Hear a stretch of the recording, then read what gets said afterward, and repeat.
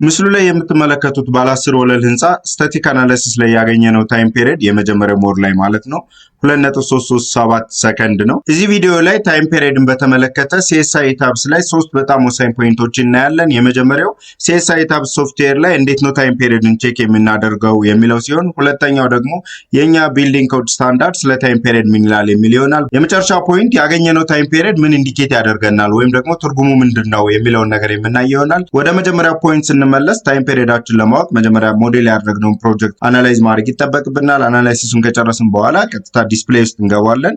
ከዛ ሾው ቴብልስ የሚል አለ። ሾው አናላይሲስ ሪዛልትስ የሚለው ውስጥ እንገባለን ማለት ነው። ከዛ ቀጥታ አናላይሲስ ሪዛልትስ የሚለውን እንከፍታለን።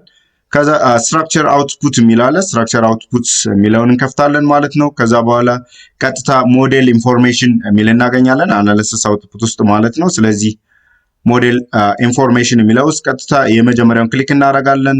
ሞዴል ፔሪድ ኤንድ ፍሪኮንሲ የሚለውን ማለት ነው። ኦኬ እንላለን። ከዛ የሁሉንም ፔሪድ ኦፍ ቫይብሬሽን በእያንዳንዱ ሞድ እናገኛለን ማለት ነው። ለእናንተ እንዲታይ የተወሰነ ሸርተትል አድርገው። ስለዚህ በሁሉም ሞድ ያለው ፔሪድ ኦፍ ቫይብሬሽን እዚህ ጋር እናገኛለን ማለት ነው። ቀጥታ ወደ ሁለተኛው ፖይንት እንለፍ።